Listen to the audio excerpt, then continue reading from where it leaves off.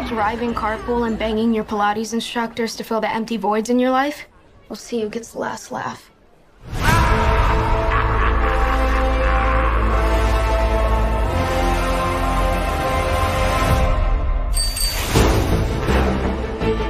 My mom grew up here, that old house on the hill. Wait, the ghost house? Is your mom Lydia Dietz? Unfortunately. She's a legend. The living, the dead. Can they coexist? Now's my chance. Ghosts aren't real. Only gullible people believe that kind of crap. I can't believe I'm doing this. Beetlejuice, Beetlejuice, Beetlejuice. I need you to help me save my daughter. But how do I know that you're going to keep your word? I swear on my dead mother's soul. Yes. Bob, you and the boys stand guard. Nobody gets through. Oh! Let's go, honey.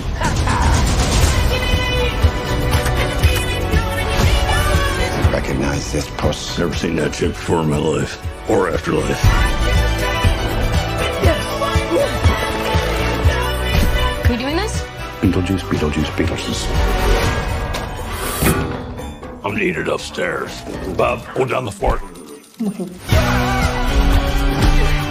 Spill your guts. Who wants to go first? All right, I will. See, I'm willing to do the work. Where the afterlife is so random. You're that thing from my dream. Really more nightmare material. Confronting the unknown, conquering your fears. There's nothing harder.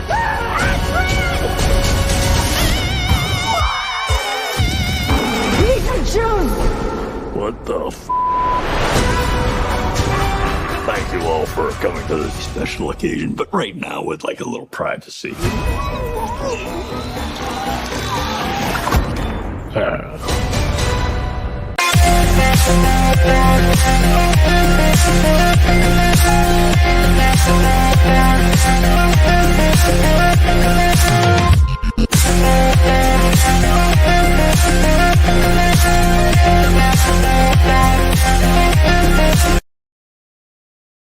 Hello there, everybody, and welcome to the entertainment headquarters, and of course, welcome to a spectacular, ghostly review about the ghost with the most, and that is, of course, Beetlejuice with the long-awaited sequel, Beetlejuice Beetlejuice. Now, this sequel has been in development hell, rewrite after rewrite, scrap stories after scrap stories, and it's finally made its way to the big screen in 2024. Long time coming. Did it need a sequel? A lot of people are thinking, it's an instant classic from the 80s. It's one of Tim Burton's most loved films. It's one of Michael Keaton's best roles. Did it need a sequel? Well, I have mixed feelings if they needed to do this or not, but the results for this film, just like me feelings on whether we should have had a sequel or not, are mixed as well. There's a lot of positives, but there's also a number of negatives for me personally. So let's crack on and talk about Beetlejuice Beetlejuice. So first and foremost, returning to the director's chair is, of course, Tim Burton. And this has been celebrated as his biggest success since Alice in Wonderland, which, if I'm honest, I didn't really care for the Alice in Wonderland films by Tim Burton. But what I will say when it comes to this, it's my favourite film he's done in a long time.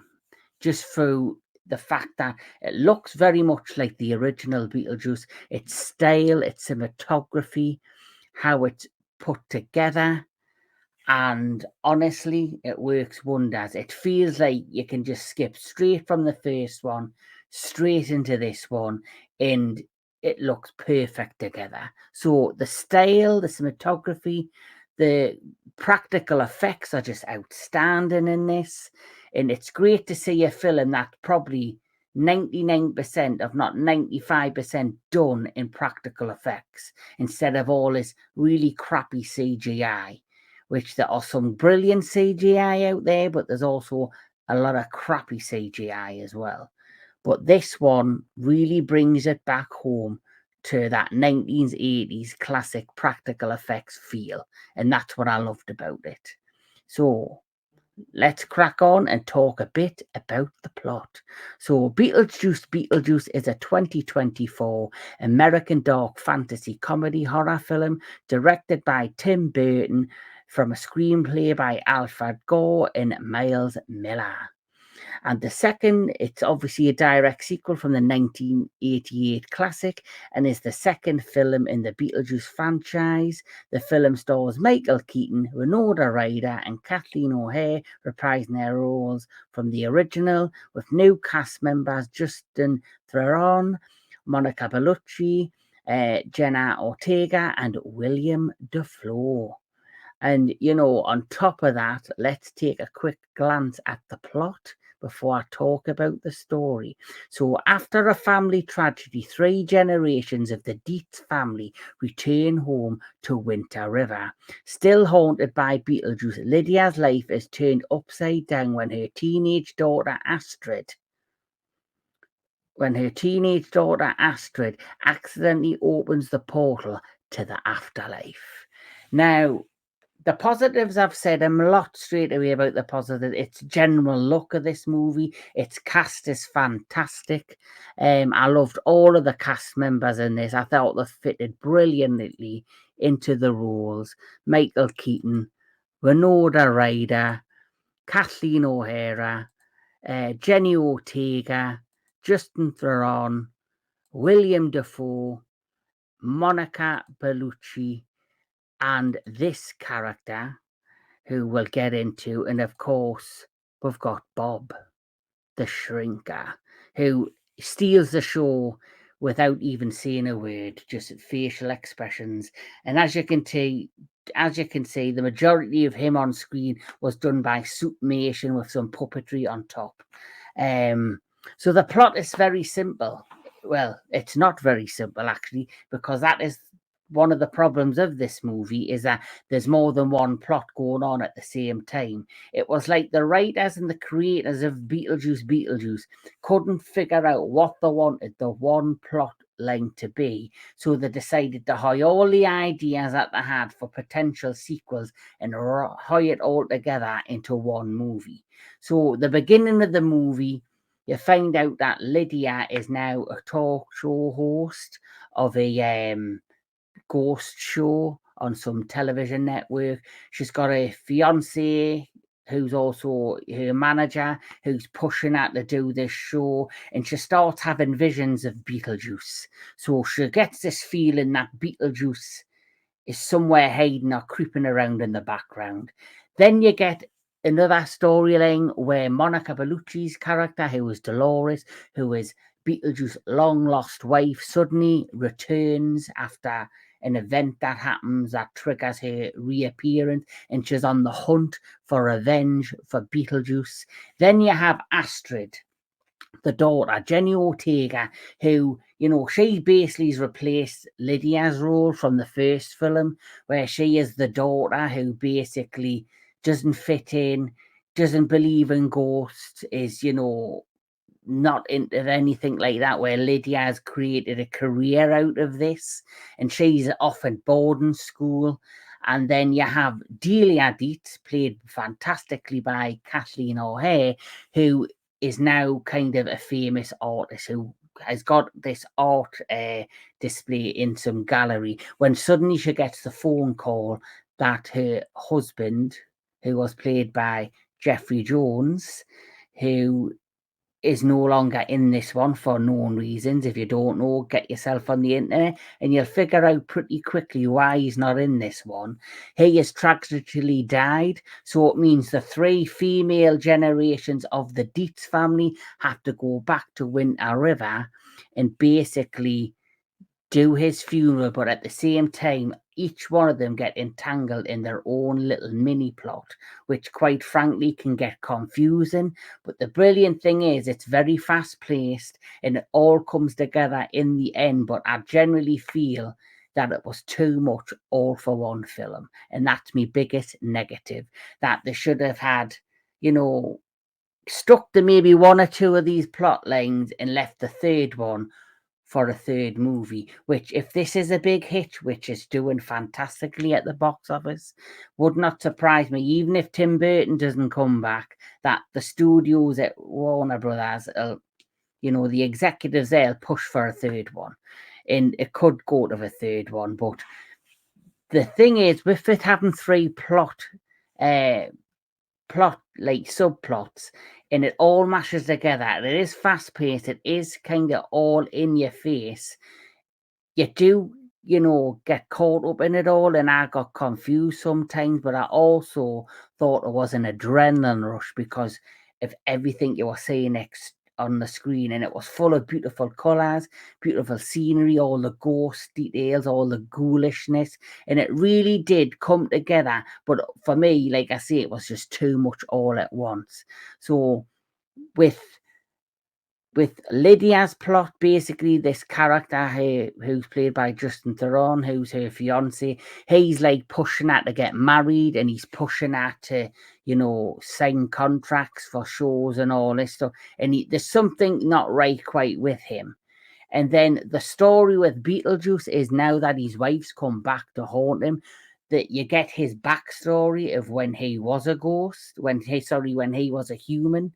You get his backstory and how his tragic end happened thousands of years ago, back in I guess the Victorian eras, where he worked as a grave robber, and then he meets his wife Dolores, who isn't just a normal beautiful lady. She has a secret where she's not just a normal lady, and basically she is a part of a witch's cult, a soul-sucking witch's cult.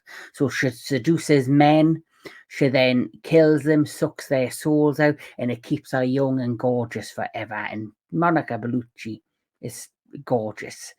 But when she lost her life at the hands of Beetlejuice, who drank some poison, and before he died, he basically chopped her up and left her chopped up in bits and pieces. So when she gets back together and she's now in the afterlife, she now has the ability, when she sucks the soul or sucks the energy out of a ghost, it wipes them out of existence. They don't go to purgatory, they are just literally gone forever. And obviously that makes it very scary for the people in the afterlife.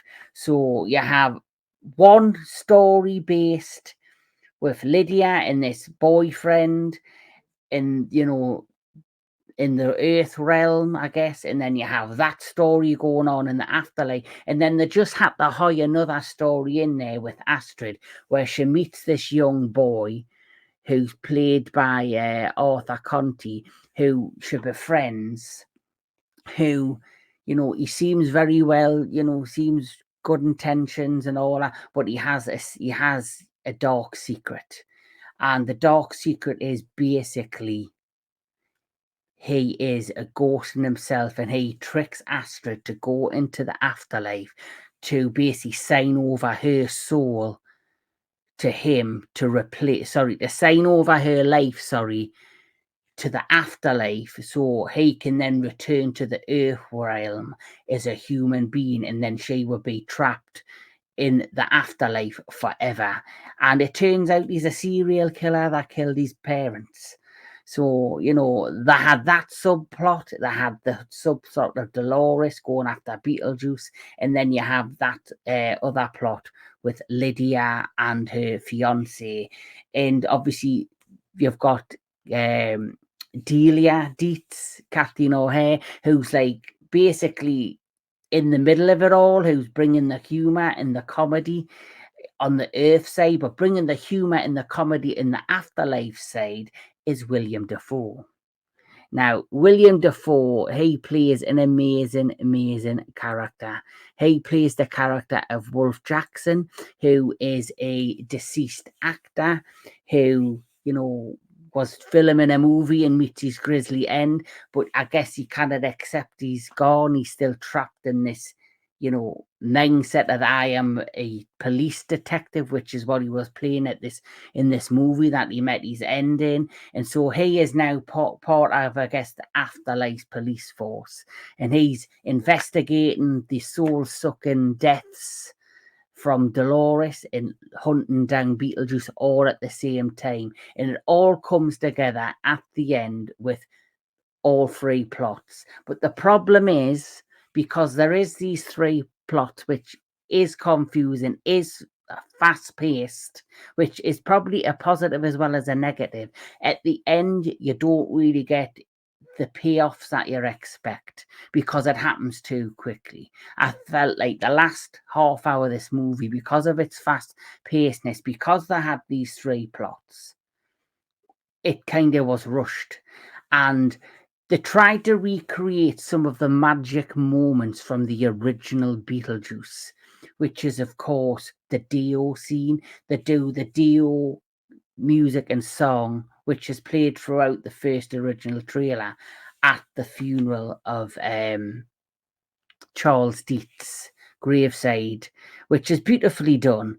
And then they did a song with there's a few musical numbers in this, and some of it works and some of it doesn't. Like, I pissed myself laughing with a particular scene with Beetlejuice singing, sitting on the top of his gravestone up to Lydia. I laughed and chuckled at that. William Defoe is hilarious in this. He hams up the camera. He's just having fun. Beetlejuice himself, Michael Keaton, does not miss a beat. He is as hilarious as he could be in the first one, and every time he's on camera, he steals the show. Lydia's probably the weakest character in this.